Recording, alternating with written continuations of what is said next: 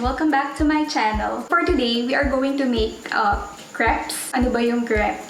Para siyang pancake, pero wala lang siyang pampaalsa. Ano ba tawag doon? Sorry, hindi ako magaling sa baking. But anyway, sobrang flat lang, manipis lang siya. Naisipan ko lang siyang gawin kasi may napanood ako sa Facebook. Tapos parang naging interested ako, gusto ko i-try. So actually, this is the first time I will be doing it. Simple lang siya. I-blend mo lang lahat yung ingredients sa blender. And then, lalagay lang sa non-stick pan. Mabilis lang siya maluto. Madali lang din siya gawin. Ang plan ko is to put bananas on it and hazelnut spread para hindi naman siya masyadong plain. So, yung mga ingredients natin, most likely nasa kitchen nyo lang sila. Kailangan lang natin is lukewarm water, the milk, then eggs, butter, melted butter, all-purpose flour, and then refined sugar. So, if yung melted butter nyo is salted na, you don't need to add salt anymore. If unsalted naman yung butter nyo, a pinch of salt is needed. So, excuse me. So, time check lang. Madaling araw na. And naisipan ko pa talaga gawin to. Kasi late ako talaga natutulog. 4 AM na or 5 AM na ako natutulog. Hindi pala late. Umaga na. Tapos nagigising na ako tanghali. So, parang nag-move yung time ko for a day. Hindi lang naman ako, pati brother ko. So, kung anong gawin ko today, I will be sharing it with him. As usual, yun yung bonding namin. Food. Pag ganitong oras, usually, I really do something sa kitchen and cook. Tapos, minsan nag-movie kami, ganyan. Yun lang yung naging bonding namin this past few days or weeks, I must say. So, huwag na natin to patagalin. Let's start and doing our crepes. And let's see kung anong magiging result. I hope successful naman since madali lang. Well, ewan ko. Learning pa ako sa kitchen sa mga luto-luto, baking, ganyan. Dito ko ilalagay yung ingredients. Dito na rin siya mabiblend. I will be using Nutri-Bullet. Una, lalagay natin yung lukewarm water. Then, we'll put our milk. Shock, sana huwag patapon. Next, we will be putting our eggs. So, pahirapan talaga ginawa ko, no? Para lang talaga mapakita sa inyo, guys. So, eggs. Oops. Oh. Shocks po muna. Hindi yata kasha. And then, we have the 4 tablespoons of butter. Here, melted butter. Let's add it there. Yung flour natin, i-add din natin. Wait lang, hindi ko ito kaya. Hindi ko siya mapapakita sa inyo na ilalagay ko siya. So, kailangan ko ibaba. Ayan, nalagay ko na rin yung flour. Punong-puno na siya. Pero feeling ko sakto lang to kasi sugar na lang yung kulang. So, ito yung sugar. Add ko na din. We will blend this together. Blend na natin. Wait lang, babalik ako. Hindi ko na siya mapapakita sa inyo kasi andun yung outlet ko. Para-paraan. May outlet pala doon, guys.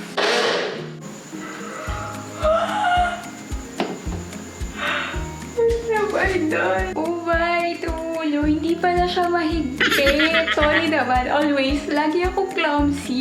Kahit dun sa milk tea vlog ko, panoorin niyo yun, guys. Yung chaya na ginawa ko. I'm so clumsy din doon. Kung hindi nyo pa napapanood, panoorin nyo. So here guys, here's ito na yung mixture natin. Ito na yung ilalagay natin dun sa non-stick pan so that we can start doing this crepes.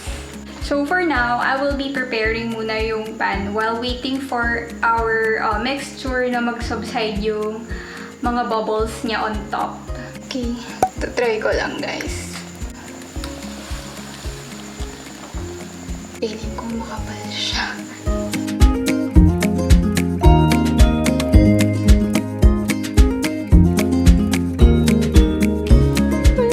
Itlog.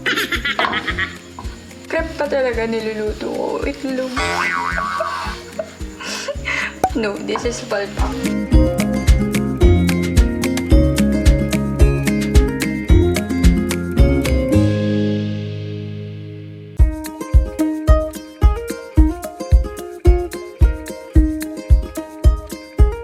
Palpak ako, Diyos. Baka di ko man ma-post to. Dun sa pan, hindi ko nagawa ng tama. Popost ko kahit mali-mali. Okay lang yan. Promise, yung dun sa ano, pangit. Totoo, promise. Sobrang palpak ko. Eh kasi nga, nahirapan na ako, na-stress na ako. Promise, na-stress ako.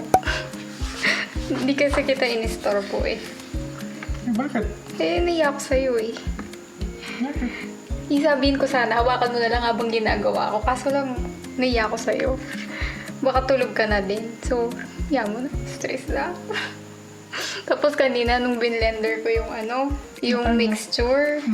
Natapan? Oo. Nag-loosen up pala siya. Ayaw lumabas. Ayun.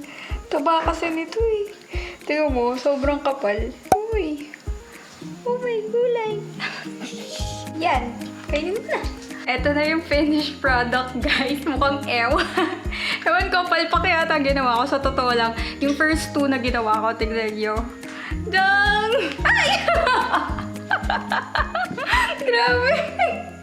O, diba? I'm so clumsy talaga. Pangalawa na to. Kainin ko na.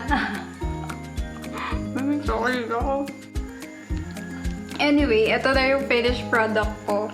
Nilagyan ko siya ng hazelnut spread and banana sa loob. Plus, nag-drizzle ako ng chocolate syrup na mukhang ewan na rin siya. So, hindi appetizing. Pero ito try ko pa din siya. Ay, hirap na hirap ako, te. Ba't di ko mahiwa ng maayos? Yun. Oops.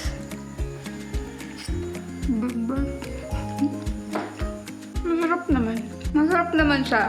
Kasi may sanin tsaka hazelnut spread. Pero yung texture nung crepe ko, hindi ko alam kung ano eh. Masyadong moist. O baka kulang pa sa yung pag niluto siya. Ewan ko pero ayun. Bala na. Sa palas. Pero edible pa din naman. Pwede pa rin kainin. Muntik man. Promise, ito na pinaka-palpak na ginawa ko. Clumsy ko na nga. Tapos, di pa ako ganun ka-satisfied sa nagawa ko. Ulitin ko siya hanggang sa ma-perfect ko. Yun lang. Anyway, thanks for watching. Bye-bye na. Ayoko na.